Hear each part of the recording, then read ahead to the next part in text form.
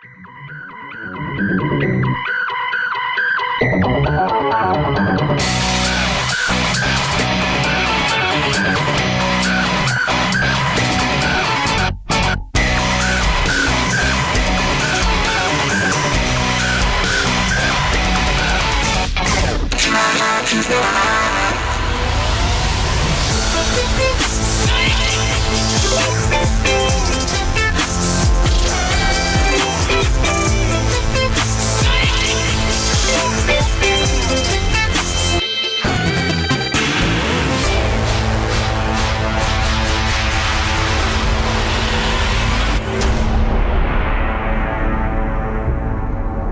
listening to the Career Musician Podcast with creator and host, Nomad.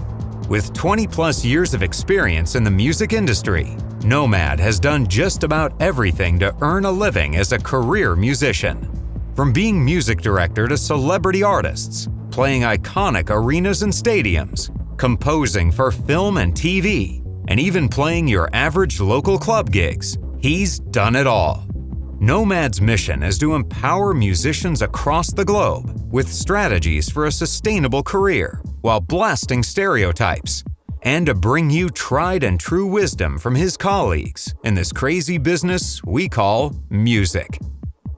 On this episode of the Career Musician Podcast, we have Dr. Molly Miller. That's right, I said doctor, as she has earned her doctorate's degree in music from USC and now holds the chair of the guitar department at Los Angeles College of Music. In addition, she is a member of Jason Mraz's band, and she has her own band, the Molly Miller Trio. As a staple of the Los Angeles music scene for the past several years, Molly is burning it up on several facets, as you can see and hear, right here on the Career Musician Podcast.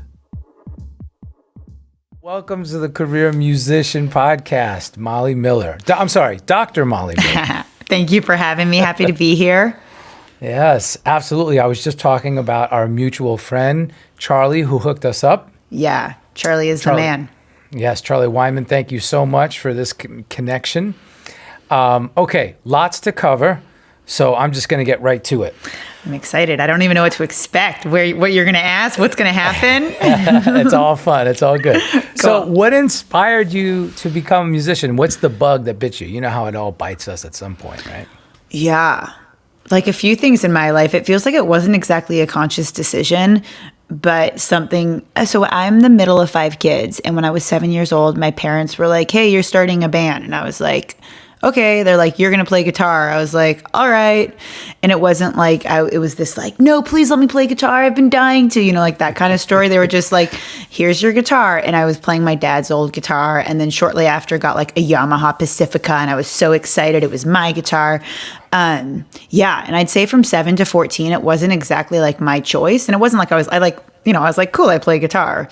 It's just like, it's something I did every single day with my brothers and sisters. We'd have daily band practices. And I was notoriously like the one that never wanted to practice and the one that was always trying to avoid band rehearsals. I was like, but it's like whatever, Brenda's birthday and I have to go to her birthday party or whatever the thing was.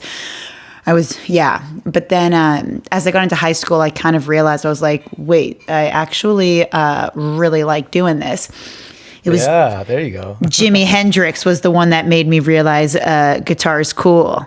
Aha. Yeah, I learned Purple Haze and I was like, oh, damn, wait, it's like, it like didn't hit me that guitar is cool until I learned that, which is so strange.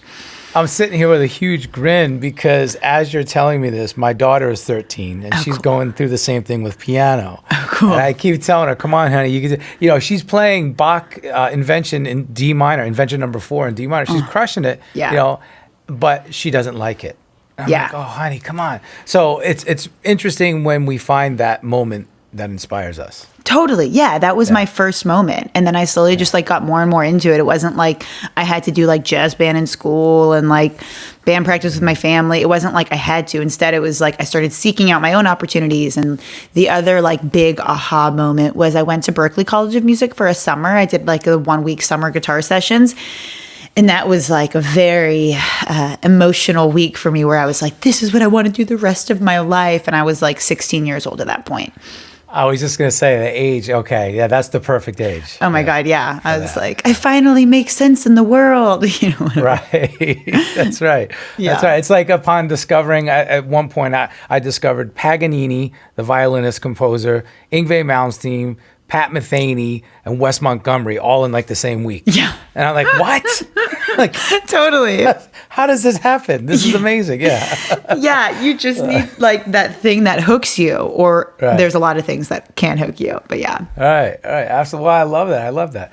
All right. So you're in the family band now? Is that the deal? Did you guys have a name, and was it Oh my legit? God. Yeah, we had the worst band name ever. I actually recently found this like jean jacket that we had made that my mom used to wear.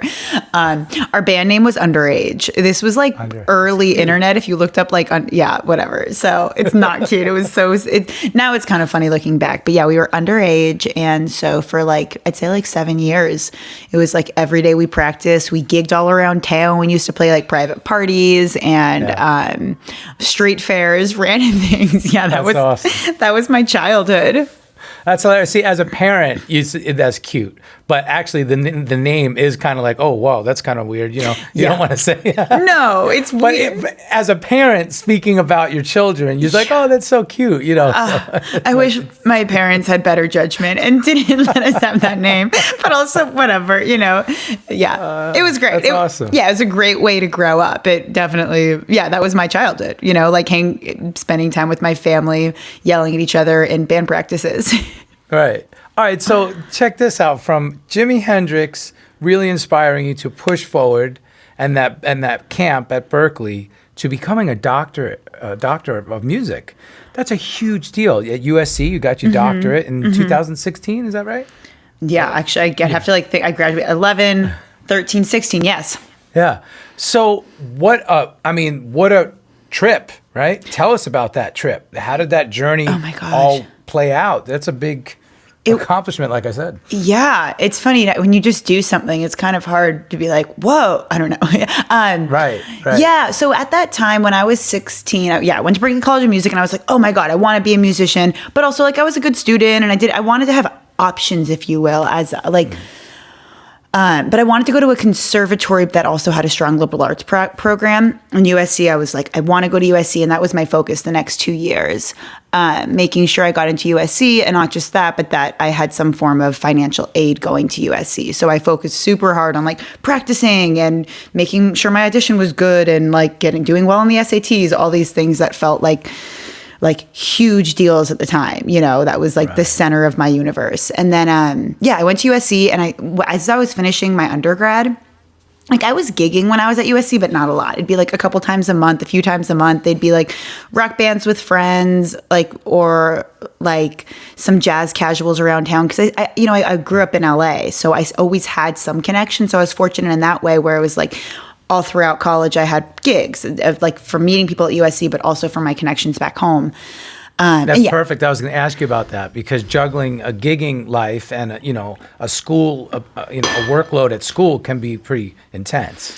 Yeah, but I kind of run hot. I kind of need a lot of. I like to stay busy and put my energy in different places. I love it. Yeah, so I don't know how to kind of chill.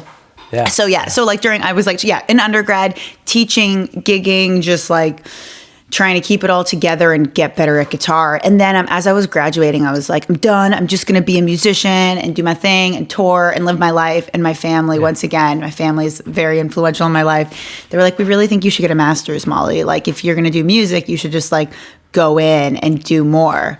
And I was very adamant that I didn't need it. And then my two brothers and I had we had lunch in New York City. We had shakshuka. I was like, it's a very like vivid memory. And my brothers were like, Molly, you should do it. I was like, I know. So when my dad said it, I was like, you're wrong, Dad. But when my brother said it, I was like, I know that everyone's right. So I stayed at USC and I was a TA. I got my master's, and like the same sort of thing happened. I'm finishing my master's. I was like, I'm done. I'm gigging. I'm working. Like, I was like working pretty full time when I finished my master's, outside of getting, being in school and being a TA. I was also teaching a ton at like music studios and wherever, and gigging. I like at least a few nights a week. I was playing. And these were In like the local scene. Yeah, it was like, you know, like I was in this band called the Barometer for like 8 years, and we like had a downtown on lockdown. We played like, you know, $50 to $100 gigs, like 3-4 nights a week is what it felt like, from like 10 p.m. to 1 a.m. A lot of late night gigs, and then like random corporate bands and stuff. But I was like working, and so I was like, I don't need more school, I'm done. And they were like, Molly, like you're a TA, hold on to that TA ship. School's not costing you, like just you're like one. And they were right, because it was like if I had stopped and taken even a year off, I never would have gone back. It would have been so hard. So I so agree with that. Yes. So last minute, I stayed at USC and I got my DMA, which I'm so happy I did, because I'm someone who I know. Freaking awesome. I need structure in my life. I'm not like, you know, I think some people think of the artist who just needs like all day for their process and their whatever. I'm like, no, I need like 1,000 things on my plate, and to like find the slivers of time to create my art. And maybe I've like taught myself to behave that way. And I don't know what's healthier, but this is how I function. No, I think it's brilliant, actually. And the whole premise of the career musician as a concept is learning that music is about art and the creation, and, you know, and chasing the muse, you know, which we find in this intangible sense. Yeah. But also it's a business. Totally. And you have to have some structure. Yeah. And that, you know, that's what I'm trying to, you know, just scream from the mountaintops. Hey, musicians, yes, be creative, but also pay attention to your business. Get your business straight. Right? It's so true. Yeah. And like, even, I say this sometimes, like people reach out to me for advice, or even just, you know, I'm like, they're like, how do you get gigs? I'm like, everyone's going to be really good at a certain point. Like if you keep practicing, everyone's going to be great. Do you just look at Instagram or YouTube for proof of that, right? Yeah, like totally. Like there's so many great players, but like, do you respond to emails? Do you show up on time? You know, it's like, are you like pleasant to be around? Like these super basic things take you further than anything else. Let's talk about communications. There's this thing that I hear, quote unquote, the kids talk about ghosting. What is it? Like, I don't understand this. Hey, look, and part of my French, I don't understand this fucking principle of ghosting. Like, don't fucking ghost me, dude. Like, really? I know. How are you gonna ghost me? We're talking business here, right? I know. Yep. I don't get it. And like, there's people who I would never hire or recommend because of how they communicate. And like, that's how everyone gets work. You know, all the work I get is because of friends like, hey, ask Molly. Or like, I'll be like, oh, I can't do the gig. Ask John or whatever, you know? And like, that's how you get work. And your reputation is everything. So if you like don't respond to someone, like, you're not going to be getting any work, yo. Exactly. Point blank. Exactly. And then here's the other thing. I also like to put a time limit on my response. I don't like to go longer than a day, and a day is the longest for me. Yeah. But usually I try within a couple hours, as long as I'm not in the middle of a session or tracking or, you know, a middle of a gig or something. Yeah. Right? The 24-hour thing, actually, I remember in college, Nick Stubis, a professor there who's now the chair, like said that. He's like, you should be responding within 24 hours. And the whole thing is true. Right. Like sometimes you get hit up and people will just move on if you don't respond quick enough. That's right. And then also get it off your plate, get it done so you can move on to the next thing, right? Yes. It's so true. Words of wisdom from Dr. Miller right here. You've heard it. I did this like masterclass a couple days ago for some students like 16 to 19. And yeah, that's what I just kept saying is like, respond. That's right. Respond. It seems like we have to just, keep pushing it. Okay. So you're doing gigs. I was going to ask you about being a kind of a staple in the LA music scene. You were talking about that. Maybe you said some things that perhaps some of the listeners aren't familiar with. You mentioned casual jazz gigs.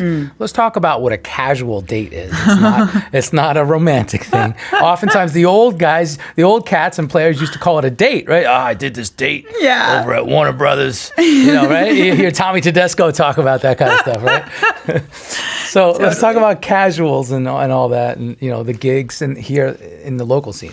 Yeah. I mean, I feel super fortunate that I do have I have like the touring gig, I have my teaching life, but also like Molly Miller Trio, I have these different aspects. Right. But like, I think how I got a lot of those things was from just like doing casual gigs, which is like, I don't know, they're like the non-romantic gigs. It's like show up at the Italian restaurant, going through the back, and like 3 sets that are 45 minutes long, and you get pasta.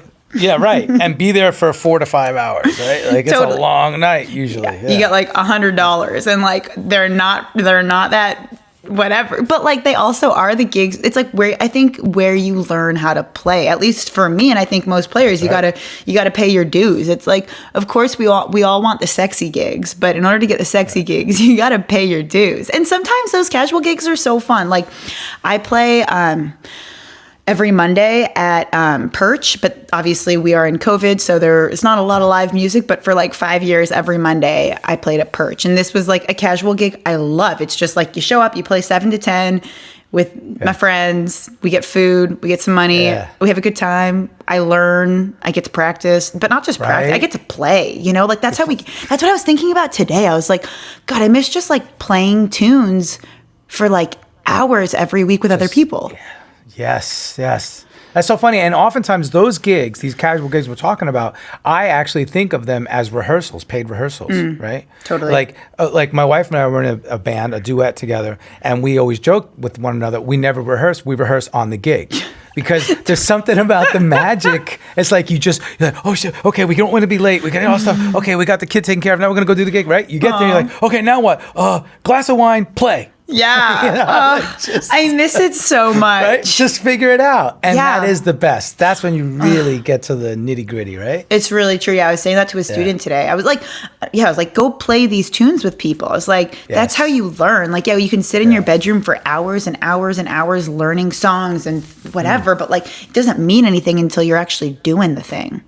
That's right. Now let's take all of that information, that applied experience and knowledge, and tell, again, maybe the listeners who aren't sure how to get the big gig. Jason Mraz, that's a big deal. And like you said, it's word of mouth, it's referrals. Give us some insight on that side of things and how that transpired. I always say this, there are like no secrets to it. It's like, it is like, it's just, and it's being out, it's community. Everything I've gotten that I love is from my community. And like being a community member, not just someone who's like, oh, I'm going to show up to this jam session and meet all these big people, give them my business card, and then I'm going to be famous. Or like be on all the pop gigs, whatever. It's like, there are some stories where like someone goes to the audition and gets the gig. But in my experience for myself and seeing all my peers, it is like, every single gig I've ever gotten is from my community, whether it be like Jason Mraz, it was that like funk band, the Barometers I was talking about. We were playing like $50 to $100 gigs from 10 p.m. to 1 a.m. like in downtown. Not sexy, not cool, but like from there is actually how I ended up playing for Jason, from like that community. But it's vibey as hell. That's the vibe. Yeah, and like everything. Like I was in the house band for this, The Bachelor, like one of the Bachelor Nation shows. I saw that. And it was like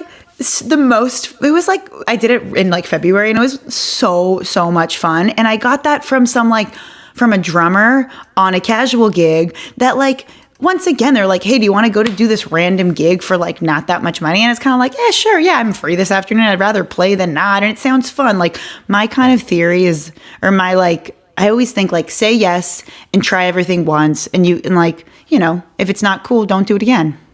I like that. Would you consider that to be your mantra? Say yes? Yeah. Try it once, Totally. Say yes. And like, and I think like as the more experience I've had, it is easier to kind of navigate and be like, this isn't sitting right with me. And it's like not, I think. Yeah. Of course. You develop that discernment muscle. Yeah. Yeah. And the discernment muscle, unfortunately, is not something that comes magically. It takes experience. It takes time, right? Yeah. You have to go through shit to get there. Yeah. I remember. Yeah. There's like, I read There's No Traffic on the Extra Mile. I love that quote, that Ricky Minor's book, but he talked about. Yes. Oh, you read it too? That's so funny. Mm-hmm. Yeah. He talked about this theory. And then also the guy who started CD Baby, like Dave Siver, what's his name? I can't. Yes. But what I'm talking about? I forget his name right now. But, like if you put too much on your plate, then you don't have room for the things that you actually need to focus on. If you're like spread so thin, you don't have time to actually like show up and be prepared to the things you should be and want to be.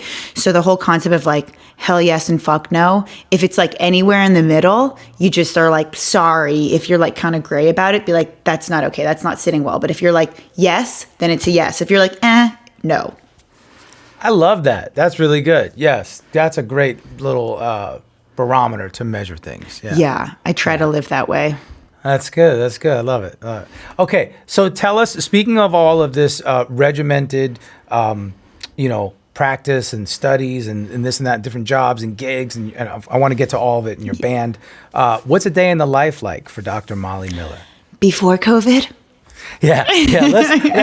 Let's talk about before and during, perhaps during COVID, because COVID, that's so important, I think. Yeah. Because there is hope. There is hope. Okay, yeah, I mean, like before COVID, I was probably out 25 to 35% of the year touring. And then I'm the chair of a guitar department, so I'm always kind of balancing that. And at the Los Angeles? Yeah, Los Angeles College of Music, totally. So I'm teaching there probably 5 hours a week or something, doing all the admin stuff, 5 to 10 hours a week. And I'm always kind of like balancing the teaching and the admin stuff and making sure I'm like developing the program and making it a stronger place and like there to support my students and my faculty, and also like running around town, going to gigs and rehearsals. So it is, and like also like trying to get the Molly Miller trio out and just like, It's like, it can be a balancing act, but I feel like they all inform each other, and I just love doing it all. Like I just love playing music with people that inspire me, and the same is true of working with students. Like I love working with students that are into this. Like, I'm obsessed with the guitar. Like I get stoked to talk about like nerdy theory stuff or like what tunes they're working on or like whatever. Like for me, it's all fun and informs the process and just enriches my life. So like most of the time, like pre-COVID, I was like running around. I was gigging like 200 dates a year. That was kind of my average. And then doing all Wow, that's sick. Yeah. That's a big load. Yeah, but that's cool. I love it. All of it's so awesome. fun. And now I've transitioned. The first few months of quarantine, I was not a happy person, I'd say. I know that's a difficult transition, especially if you're out gigging that much. Yeah, like I was out 7 nights a week, whether it be like I'm out on the road or in town. Right. So once again, the community thing. Like, I was gigging at least a few nights a week, but after my gigs or on nights I didn't have gigs, like I wanted to be a part of this community, and that's how I met Charlie too. Is like both of us are like we want to like. See, it's like how I think him and I both, but like I stay inspired is by going and seeing shows and seeing my friends and hearing what's going on. Like that is my fuel, That's right. So I miss that too. You're so right, man. Yeah, I know. So I miss it a ton. All right. So are you the regimented type where you say, okay, I'm up at 6, by 7 I'm doing this, by 8 I'm doing this, by 9:30 I'm doing, or are you kind of just go with the flow according to the the agenda? I mean, it's hard because like I feel like I'm pretty regimented, but there is a flow, like I go through periods. Like I think I'm actually more regimented when I'm on tour.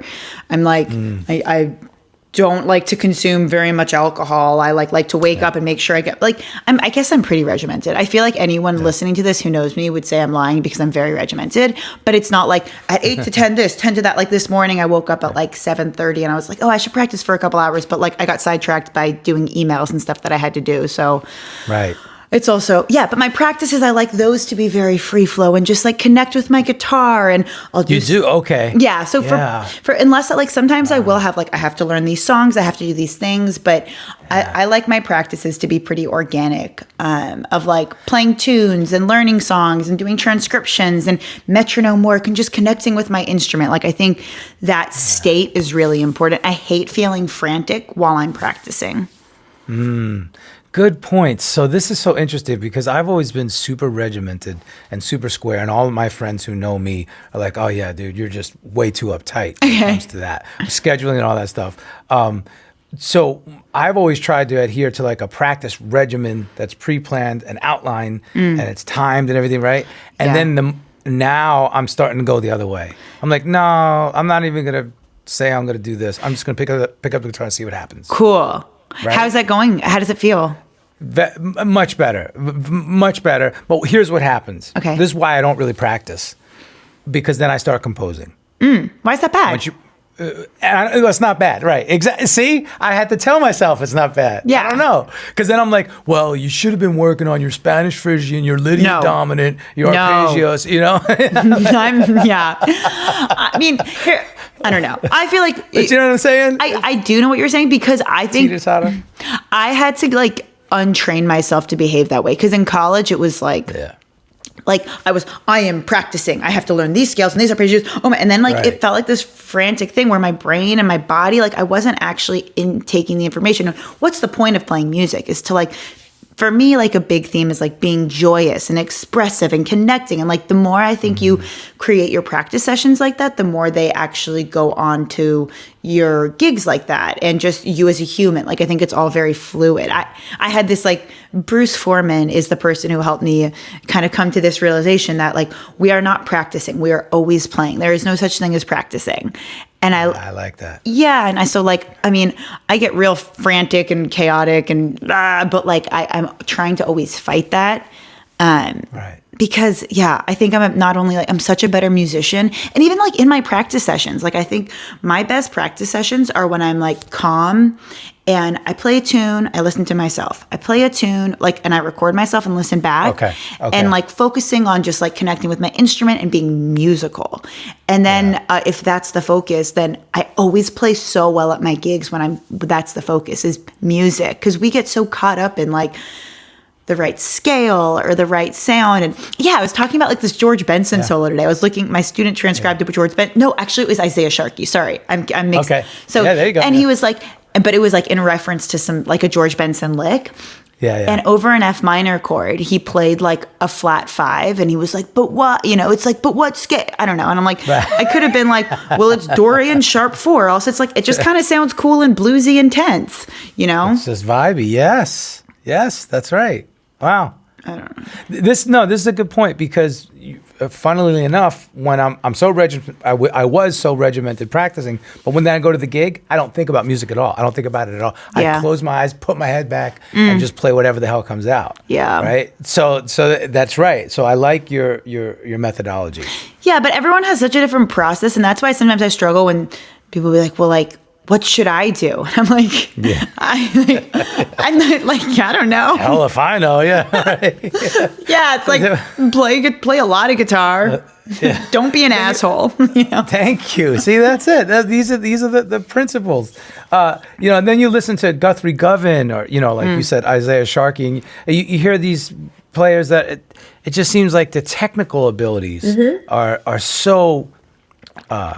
Fine-tuned, right? Yeah. To the point of just, but then there's the heartfelt too. So, I think it's individual. Yeah. You have to do what's right for you. Totally. Yeah. I think, I mean, I'm like kind of like oversimplifying it because there definitely are like, I think things that everyone needs to do, but they all have to do the things like learn Phrygian dominant, learn your arpeggios, transcribe these solos, understand harmony, and then just break all the rules and like create music. Hi, you're listening to The Career Musician. I am Molly Miller, here with Nomad. Your value is not determined by the gig.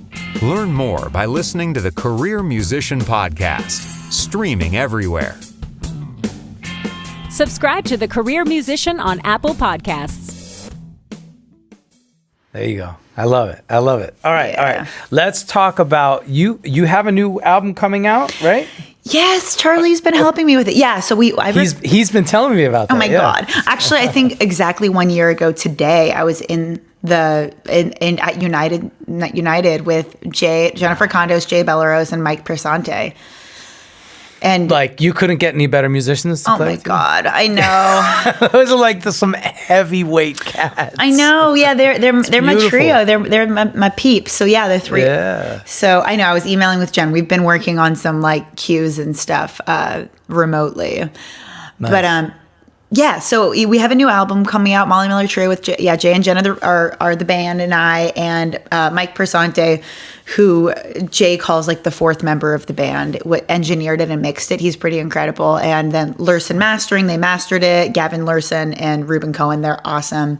Right. And I have my test pressing just to the right of me. I'm looking at it, but I can't wait to to put it out. But like I always now I've like in this like how do I put it out? What do I do? And I'm like talking to people and figuring that out because I want to tour with it. Okay, so it's all indie then. You're doing this independently. I'm actually talking. You don't know. Yeah, TBD. We'll see. Okay. Yeah, no, that's all right. You don't have to disclose anything. Yeah, because it's TBD. It's like all like emails and waiting, email and wait. Wait. It's all done. I'm in that phase right now. I But always say send it and forget it, right? Yeah. You can't go crazy with that. no. Yeah. So we were supposed to put it out in July, and we had like some tour dates. We had some stuff in Nashville and up in California and whatnot that were, but actually, whatever. It is what it is. So now we're waiting till next year. We're going to put it out the middle of next year. And the record's ready. I'm so proud of it. I love it. It's all original music, all instrumental. And it's like, yeah, I'm so proud of it. And I can't wait to share it. And yeah, in the meantime, I have like a lot of new songs that I can't wait to record with Jay and Jen, you know? Right. So you're already working on project number 2. Yeah, we are. Yeah, even like right before COVID hit, we had a bunch of new songs we were working on. And Jen and I will write a lot of songs together. So I'll write an A section and send something to her, and she writes the B, and vice versa, and things like that. So it's been weird not having that in my life, but I still have been like emailing with them a lot. And we actually played together a couple weeks ago, which was so fun. So yeah. That's awesome. So you played together in a studio setting or a live setting? Live setting, like an outdoor block party. Yeah, so it was Jen, Jay, and I, and then this vocalist, Kenton Chen. The 4 of us did like a block party. That was so fun. Oh, that's cool. Now, on your shows, do you pick from the classic songbooks as well, and do covers, or you just stick to all originals? Oh, we definitely do. Yeah, a mixture. Like, I think that's part of the fun thing is for us and for me is to like come up with songs. So we do like, like Tammy Wynette and Willie Nelson and like country stuff. And then we'll do like Tom Waits and a bunch of stuff from the Great American Songbook standards, originals. We'll do like, Morricone. It's like kind of all over the place. Velvet Underground. Yeah, I'm trying to think of some of the stuff we've done. And we do. Yeah. Yeah, it's all over the it. place, but it all like feels like it feels cohesive. Like I think that's, like any, you're trying to create a sound or create. Yeah, I was just saying this. I listened to an interview, Terry Gross interviewing Gloria Steinem, and she was decorating her first house and like buying couches and furniture and whatever, and she was so nervous that like it wasn't going to go together. And the advice her friend gave her was like, if the same person loves it, it's going to all come together nicely. And I feel like that happens in music too. If it all makes sense together. Like these 3 people who are choosing these songs and creating these arrangements, it's going to be cohesive. That's right. I do love that. I just checked out some of your videos and things. I was watching a clip of you with the Jason Mraz band, and you guys were jamming on a reggae joint, and you took a solo. You were killing it. It's so beautiful. And I can hear those influences that you're talking about. And not to sound like a jerk, but it kind of stylistically, it reminded me of me. Like, I was like, wow, I could relate to you stylistically because I love this funky kind of thing with some jazz influence, but very melodic and lyrical. Yeah. Right? You were adamant about setting a motif and then expanding that motif. Yeah. And then, doing some other things, but coming back to it, Yeah. And harmonically, you were using some of the, the dominant 5, minor 1 kind of cadences, which I love. I was like, oh yeah. I was like, I analyzed your playing within like 3 split seconds. I was like, oh, I know. Got it. Cool. Love it. Like right away. It's just like, oh yeah, totally. Right? Yeah. So I agree with what you're saying. If it comes from the same person, same source, it doesn't matter if I'm playing, like, I'm sure it's the same for you. If I'm playing a nylon string. Yeah. Or a 335 or a Telecaster. Yes, I'm eyeing all those guitars behind you. Yeah. Yeah, I got quite a bunch. So when COVID's over, I can't wait to actually jam with you. Oh, yeah. We have to get together and play. I'm in. That sounds great. Yeah, that's going to be killer.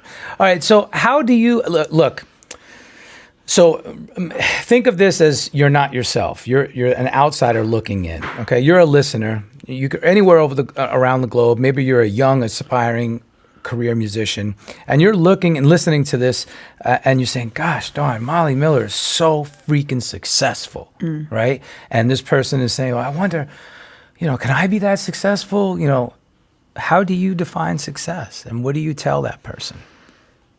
To me, it's like not an end point. It's just this constant desire to evolve. I always like the tortoise wins the race, It's like, how do I define success? I mean, like that, it's like. It's a good one, though. It's a good one. The tortoise wins the race. Yeah, it's like, there's no race. It's just like, I think I was like, I worked so hard for so long, and I still do every single day. It's like there's never this end point where I'm like, well, now I made it and I'm done.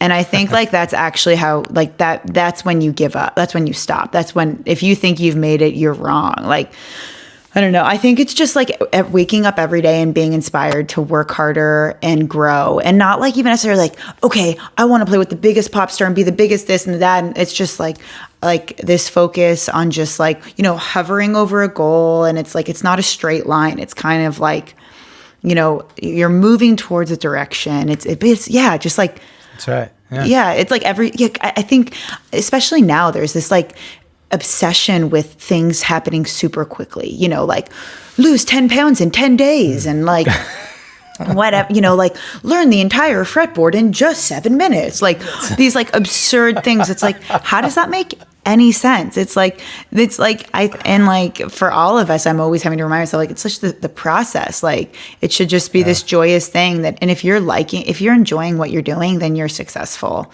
I think like that's, you know, and I feel that's great. Yeah. If you wake up excited to do anything in your day, you're winning. I love that. Now, speaking of that, again, I like how you're a little bit here, a little bit there. You're doing all kinds of fun things. Talk about your brother's band with Sami Miller. Sami Miller, yeah, my bro. Right? Yeah. He has been my partner in crime. I mean, but like especially during quarantine, we're super close. We play music together. He's my little brother. We grew up. He's a drummer, 2 years younger than me. We grew up always playing music together, and then my family's very close. But on top of that, my brother and I work together. And so, so his band is so much fun. It's a 7-piece band. My actual brother and then the other 5 boys feel like brothers to me as well. Touring with them is a lot of fun. It is like, you know, we like sit in a van and then just get so deep. We just talk. And the shows are so fun and so joyous and are so challenging. Like every time we play, I'm very intimidated because the guys in the band are so good. So it's always like, you know, I want to be rested. I want to be practiced. I want to know the music. I want to be in the zone because everyone in the band is so inspiring to play with. And that's always the place I want to be, is like fortunate enough to work with musicians that are incredible. So so Sami, Sami's record, our record came out in February of 2020. We were touring a bunch and then this thing called COVID hit. So the record is on hold, but we're actually in the process now. I think we're going to record some music as a band early next year. Nice. So Sami, myself, and the bass player Corbin Jones, who's this great bass player I met at USC. The 3 of us have been playing a lot together during quarantine too. But yeah, Sami is like, it's just like the most fun band. It's like Queen meets like really serious jazz. There are a bunch of like Juilliard jazz musicians in the band, and like who also they're like, Sami calls them like the rejects from Juilliard who like to do yoga and like watch theater. You know, they're kind of these like, they're all quirky and hilarious and so smart and so good. So yeah, I love those boys. We were all texting this morning about recording. I think we're going to do like an LA camp out for a couple weeks in January. But so check it out, listeners. It's like the band is so fun. And Sami and I do a lot of stuff just together too. I love watching you guys vibe online. You guys have some cool stuff. Thanks. Yeah. We've spent so many hours playing music together, and more hours playing music than fighting, especially these days. I feel like as we've gotten older, it's been less. It's been coming from a more mature place. That's a beautiful thing. That's a beautiful thing to have your family and have that kind of connection. Oh my God. And then speaking of, I forgot to mention earlier when we were talking about Charlie, speaking of common ground, Nicole Rowe. Oh my God. She's buddies with her. I played with her yesterday. Yeah, Nicole is my girl. Really? You played with her yesterday? Yeah. So, and I actually just went on vacation with her too. I visited her up in northern Washington for like 5 days or something. But yeah, Nicole, we're supposed to get together. Actually, now I'm like mixing up all my conversations. But Nicole. Sorry, I'm all over. I played with her yesterday. We did a video for Pamplemousse. I don't know if you know that band. Oh, of course. Yeah, so Nicole and I did that together. And then we went plant shopping on Sunday. She helped me pick out some cacti. That's awesome. That's awesome. I know. I saw she did this. I was going to say that. Yeah, she's the sweetest. How do you know Nicole? She is. That's okay. Yeah, now that's going back to Jack Pyatt. So Jack Pyatt is one of the co-founders of Jam Card. Are you familiar with Jam Card? Yeah. So Jack introduced me to her. And of course, for the listeners who aren't familiar, Nicole Rowe is the bass player for Panic at the Disco. So yeah, so cool. Let me ask you this: when speaking of Panic at the Disco or Jason Mraz, those larger tours, what's the difference for you when you're, hunkering down in the existential conversation van rides with 8 people, right, doing an indie tour versus doing a multi-bus tour, big rigs, stages? Is there a difference for you, and how do you? No, I mean, that's the thing is I think if you start treating any of these gigs differently is also another failing point. Like for me, It doesn't matter if I'm playing Perch in downtown or playing a casual or playing, at a more indie venue with Sami or playing with Jason Mraz for thousands of people. It's before a gig, I like to practice for at least an hour or two, be warmed up, be in the zone, know the music. It doesn't matter where you are, you take your job seriously. And that's I don't take myself seriously. It's all if I mess up, no one cares except maybe me. There's not much at stake, but I think you have to take the art really seriously or you're not, and not even the art in some I'm an artist and whatever, but if you're going to be a musician, you better fucking be a musician and know your shit. There's nothing more frustrating for me than someone who's a quote unquote musician who doesn't know fucking shit about music. And excuse my language. No, don't excuse your language. I feel the same fucking way. Yeah. It's get the hell out of here if you don't know. Yeah, take this shit seriously. It is it is more than a job. It is a life choice that you need to honor that life choice. I love that. Take this seriously because reconcile with the fact that you're going to do it. Take it seriously. Don't look back because it is a lifestyle. It is not something to just goof off with, right? Yeah. Now, that's not to say that as a hobbyist, that's fine. There's nothing wrong with just playing for hobby. We're talking about turning it into a career. Yeah. Big difference, right? Totally. And the commitment level. Speaking of that, the music industry over the years, decades, and century here, especially with American music really being born, right? We know the struggles that Black Americans have gone through just to play their music. And I always say we have to have such a reverence for that, for the players who came before us when they couldn't even enter, right, through the same door, right, as the other white musicians, whatever. I always say if it weren't for African American culture as a whole, we wouldn't have the amazing music that we have today, right? Yeah. Whether it's blues, gospel, jazz, I don't care what it is. Very similar fashion with women for some reason. It's always seemed to be more mostly male-dominated kind of an industry thing. Yeah. You're flipping the shit on its head right there, which I love. So how do you think about that? And look, I want to be sensitive to it. So I don't want to be so obvious and say, wow, it's amazing that you're a woman and you're doing all these great things. No. But at the same time, I feel like it deserves some recognition. I appreciate it. Yeah. It is this funny balance because it's very complicated because everywhere I go, it is oh, that's a girl playing guitar. That is unusual. And like you said, I owe it to all these women before me who were playing music when they weren't supposed to be, when they weren't allowed to be, when their struggles, for me, it has been there's plenty of uncomfortable, frustrating, upsetting moments, but I'm allowed to play. No one ever said I couldn't. I've been welcomed. But I'd say the biggest struggle is feeling I don't have to prove myself everywhere I go. I have this talk with my friend a lot, a great drummer, Tamir Barzilay. I don't know if you know him, but about ego and when I'm on stage feeling fuck you, you think I can't play, I'm going to show you I can play. And how but that's not musical. And trying to get that out of my head. It's really, even the thing I did yesterday was me, Nicole, and Taylor, the Pocket Queen, that badass drummer. And they're so good, but I still kind of am why did it have to be an all-girl thing? Because I don't know. It's really complicated because for so many reasons. Because I think that, I don't know it's hard either because there's I could talk about this for hours and hours and it's hard for me to kind of think about which side of this complex issue to address. Right. But I mean, I'm even referring to the fact that you're a leading woman in the education department, in music education. Yeah. You're holding down a chair at, a prestigious school here in Los Angeles with your doctorates. That's amazing. That's just, I'm sorry to say it shouldn't be this way, but you're one of the exceptions, not the rule. Totally. Yeah, and I'm very much aware of that, and I think in some ways, I think it often can be an excuse to not work as hard, which is for me that's clearly that's not the case for you. Nothing is more frustrating for me. No, I think it's crappy, but as a woman, I have to make sure I'm always more prepared than all the men in the room. I have to make sure I am more professional. I have to make sure the boundaries are more clear.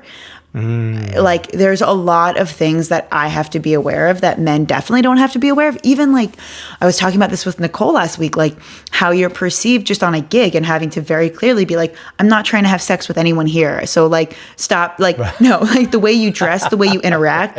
I feel like I have to be a bro in order to make it clear that I'm not there for dating. I'm there for music. And as an administrator and as running a guitar department with my students who are close to my age, some of them, right. Or for the administrators who are much older than me, and I'm in charge of a whole guitar faculty that are men. Every single one is much older than me, So it's wow. I think navigating those sort of relationships, I have to be more conscious than a man of my position and what it means and how I interact with people.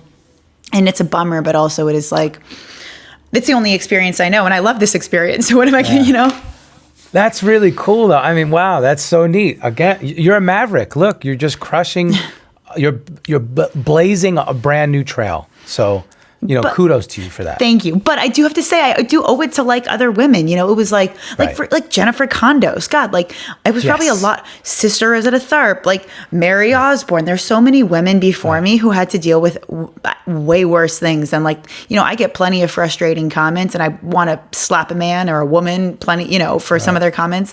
But it's so much easier for me. And I'm hoping my goal is the things I'm doing is making it easier for people younger than me. I didn't have a mentor who was a female until I was 25. And that was Patrice Rushen and Jennifer Condos. And those two women are not even guitar players. Yeah. And those are great mentors. Oh my God. Let me tell you, yeah. Yeah, it was.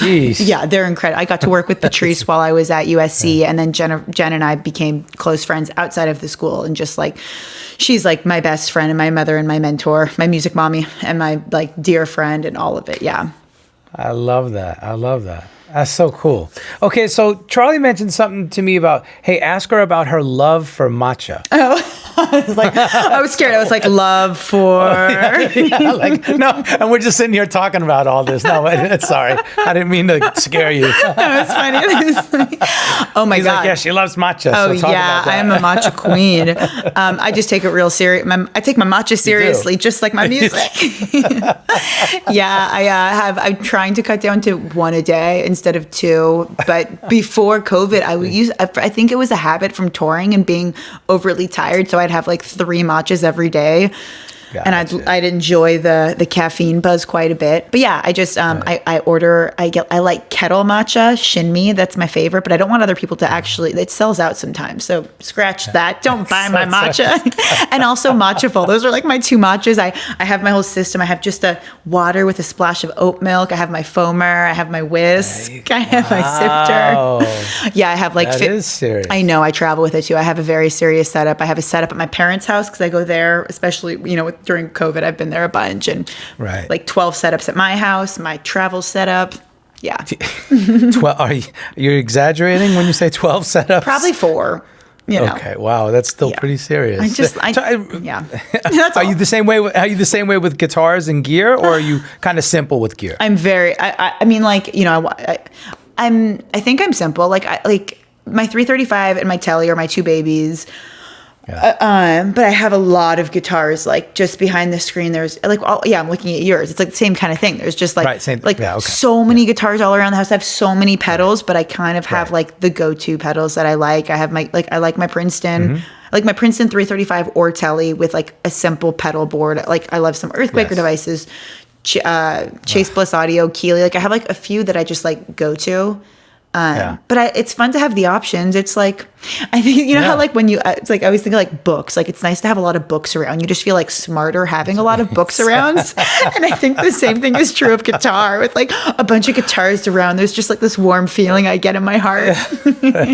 Yeah, I'm a serious guitar player. I have all these guitars. Yeah. No, it's true. It's true. It's definitely. Don't they know how good I am? I have so many guitars. This has been so awesome, Molly. I really appreciate your insight and wisdom. And, I usually try to go out with like some words of advice, but you already threw down so many great, nuggets of advice. How about some rapid fire questions? You down with that? Yeah. All right. Let's go. Bang, bang, bang. Here we go. I see. I think I already answered my first question. Name 3 touring essentials. Matcha. Oh, like that kind of touring? Like no, I don't care. Okay, any kind. Yeah, when you go on tour, any kind of. Okay, so outside of practice guitar, practice amp. So I always have like a setup in my hotel room. Gotcha. Running shoes and matcha. Those are probably my 3 essential tour setup things. Love that. Yeah. Song, band, or artist that changed your life? Again, which I think you said. Hendrix, but Sister Rosetta Tharpe. She's my queen. Okay. As an entertainer. Right, as we're entertainers, this is all we do. It's entertain. So it's hard to be entertained ourselves. So what does it for you? What? I feel like all day long I get entertained. I go on, like guitar wise, like current, just like going to see music is the most inspiring thing for me. So I do that. I like to do that 7 days a week when it's healthy for the world. Yeah. Which we're gonna get back to that. 3 artists in your playlist. Julian Lage. Blake Mills, and Oscar Peterson. I love it. I was just talking to a good friend about Oscar Peterson versus Art Tatum. Man, not that it's a competition, but they're like 2 of my favorite piano players, if not my 2 favorite piano players. Yeah, I don't believe they are human. It's so ridiculous, the prowess they both. All right, on long travel days, how do you keep from going sane? Run. From going insane? Run. Love that. And what are you currently binging? Anything on the old TV? Streaming, devices? I'm actually, it's like, I feel like I always need to watch more television. It's like, I know nothing about it. I'm like, I'm trying to think, what did I watch? BoJack Horseman is like my all-time favorite. Okay. Yeah. Okay. That's a good one. Dream collaboration, dead or alive? Oh my God. Well, I mean, Sister Rosetta Tharpe, I would say, because she's my but this could go on for days and days and days. Yeah. All right. A guilty pleasure. A guilty pleasure? Oh, cheese and bread. A baguette with extra sharp cheddar, please. Oh, dude. Yeah, that sounds good. What reminds you of home, especially when you're out there on the road? Oh, probably my mom's cooking. I don't know. It'll probably be like food related, What's your favorite food? Bread and cheese. Oh, okay. So not Italian, not Cuban, not Indian. Bread and cheese. I don't know if it'd be like a genre. I feel like just like any iteration of any culture of bread and cheese. I love it. All right, and here we go. The proverbial drum roll. Finally, what would you do if you weren't a career musician? Nothing else exists in this world. I don't know. That's like way too. There's no answer to that. 99% of my guests, we all say the same thing. Yeah. There's no other option. What do you mean? What am I going to do? Yeah. I'd be a lost puppy. I don't know. Amen to that. All right. So we can go to mollymillermusic.com, find all the information about your upcoming projects and all your social links. Anything else you want to mention? Yeah. Stay tuned for the record and all the music. Yeah. I'm pretty good about posting on my Instagram at Moody Mill. Mill. Yeah, Moody Mill for like Molly Miller. Yes. Yeah. Love it. And I love when you post playing excerpts. Love it. I'll do more of those. Okay, this is a good question. Okay. Good, sorry, side tangent, last little add on here. How do you do that? Because I look at Instagram and I see some of these players. That's all I have, and they have 1 million followers, and every single post is of them playing. Yeah. Two things. I feel like, number one, I don't have the time because I am doing a lot of other stuff that I'm working on. You're the career musician. Well, thank you. But number two, sometimes I feel like it's overly self-indulgent. How do you balance this? Oh, I mean, I try. I don't know. I just feel I do what feels right. I do it very organically. But I feel the same. Like, I don't want like just video after video of me playing, because I get disgusted by it. Like, from myself and other people, I'm like no one cares about me. You know? That's exactly how I feel. So that's why I'm asking you. That's so funny. Yes. Yeah. But like, it also, I think it's important to post some content, not just because like I need more followers, but like it's a part of the whole brand. It's just like, if you're a career musician in 2020, you need to have an online presence. But I need a balance of like doing it and not making it feel like masturbatory and disgusting and self-indulgent. Yes. Like balance. Yeah. Great philosophy. Great word. Great concept. Molly Miller, you rock. Thank you so much. Thank you for having me. It was lots of fun talking. Being a career musician is more than just gigs and sessions. Are you a career musician? Find out on the Career Musician Podcast, streaming everywhere. Blasting the stereotype of musicians. Follow us at the Career Musician Podcast. I'm just a nomad, nowhere man, writing the songs in this one-man band. A nomad, yeah, I'm a nomad.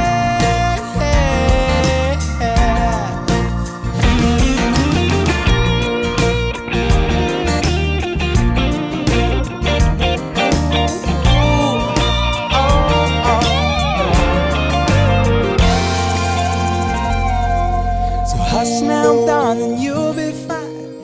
I'll be back this way. Hey, this is Nomad, host and creator of the Career Musician Podcast, and I am thoroughly stoked to be an official member of the Pantheon Podcast Network. Pantheon Podcast Network is the first of its kind as an all-music-based podcast collective. Please be sure to check us out at pantheonpodcast.com for more info.